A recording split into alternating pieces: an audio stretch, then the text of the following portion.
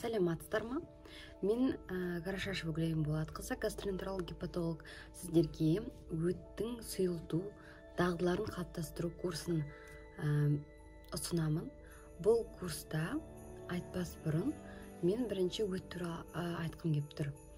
Яғни өт дегеніміз бұл бауырда түзілетін, өт қапшығында жиналатын зат, сұйық зат табылады.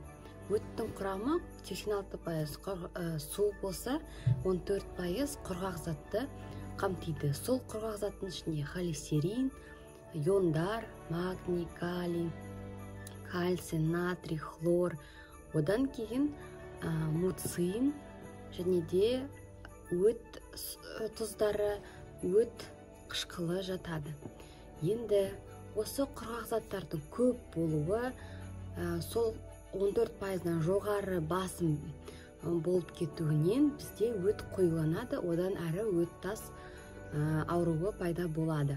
Сол өт қоюлануы өкінішке орай біздің халқымызда, біздің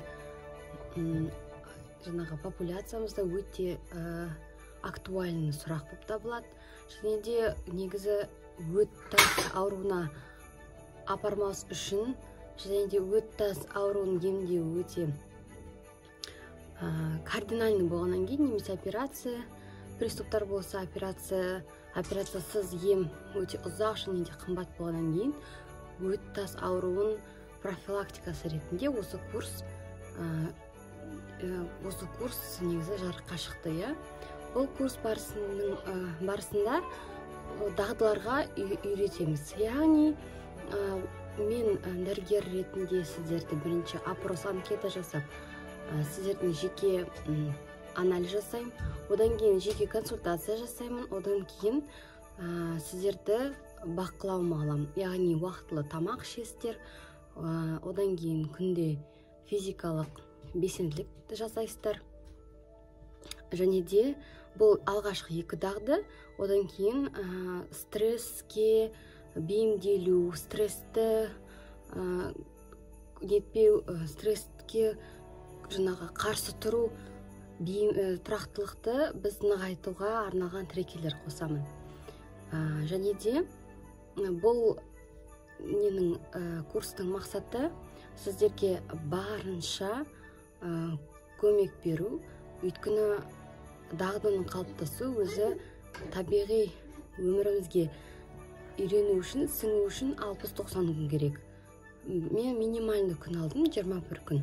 Осы 21 күнде күнара видео сабақ оқып, апта сайын меню беріліп, апта сайын трекерлер қосыла береді.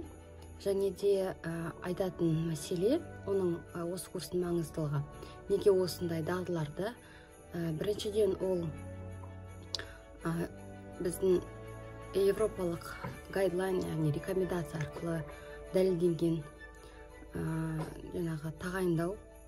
Екіншіден өт өзінің ең басты мақсаты ол майды эмульгациялау, яғни майды кішкентай бөлшектерге ыдыратып, одан әрі ас қорыту процесі жалғасу үшін ұйқы безіне ферменттер бөлініп, оны әрі қарай ыдыратады. Ыдыратып шекке дайындап береді сіңіруге. Бірақ өттің қоюланы көп адамдарда кездесетін болғандықтан, көбісінде бұл әрі қарай ұйқы безінің проблемасын алып келеді. Яғни панкреатиттің пайда болуына көп үлесін туғызады. Осы проблема өте маңызды, сондықтан осы курсты шығардым. Қатысыңыздар, дәл қазір тіркеліңіздер. Денсаулық аманат, сондықтан өзіміздің денсаулығымызға немқұрайлы қарамайық.